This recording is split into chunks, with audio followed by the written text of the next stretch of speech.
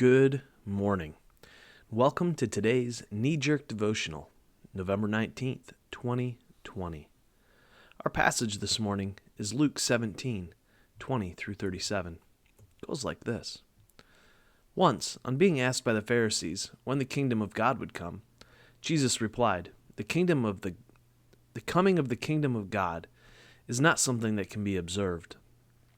Nor will people say, Here it is, or there it is, because the kingdom of God is in your midst.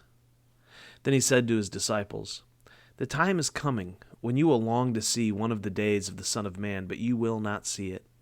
People will tell you, There he is, or Here he is. Do not go running after them. For the Son of Man in his day will be like the lightning, which flashes and lights up the sky from one end to the other.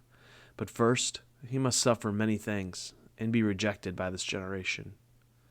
Just as it was in the days of Noah, so also will it be in the days of the Son of Man. People were eating, drinking, marrying, and being given in marriage up to the day Noah entered the ark. Then the flood came and destroyed them all. It was the same in the days of Lot. People were eating and drinking, buying and selling, planting and building. But the day Lot left Sodom, fire and sulfur rained down from heaven and destroyed them all. It will be just like this on the day the Son of Man is revealed. On that day, no one who is on the rooftop with possessions inside should go down to get them. Likewise, no one in the field should go back for anything. Remember Lot's wife. Whoever tries to keep their life will lose it. Whoever loses their life will preserve it. I tell you, on that night, 2 people will be in one bed, and one will be taken and the other left. 2 women will be grinding grain together. One will be taken and the other left. Where, Lord? They asked. He replied, Where there is a dead body, there the vultures will gather. The kingdom of God is in your midst. There was a time when Amy and I loved the Left Behind series of books. I'm pretty sure we read them all and anticipated the release of each one. We were in a subculture of Christianity where that kind of theology was really important and very much embraced. There was the sense that Jesus would return any minute. And this meant that we needed to believe the right things right now and make sure that everyone else believed the right things right now. This awareness that time was short and the people around us were in danger of being left behind really had an effect on us. But then there was this shift. The great realization that the theology of Left Behind was built on 1 or 2 verses, a theological house of cards. It was vapor.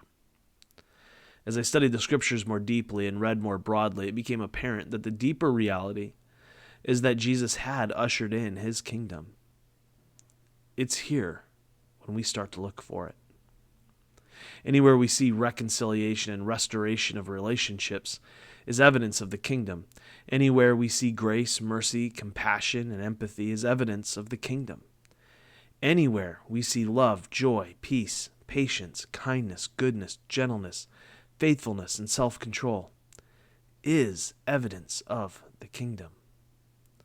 When you realize that the kingdom of heaven is here, we see it everywhere. It's as obvious and plain as a vulture circling. In this passage, Jesus talks about the second coming, but it's in context with the reality that the kingdom is in our midst already. When Jesus does return, it will be obvious, it will be clear, nobody will miss it.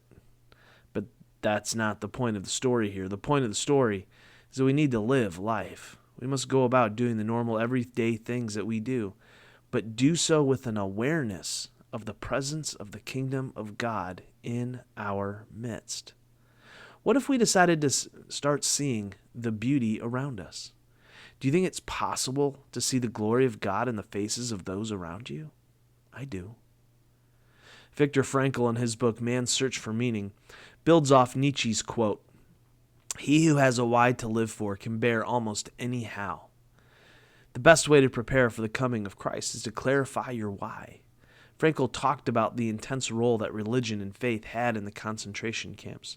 For many, their faith became their why, which allowed them to survive their how. I'd love to hear from you. What evidence do you see for the kingdom of God in your world?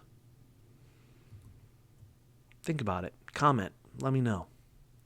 But until tomorrow, Love well, my friends.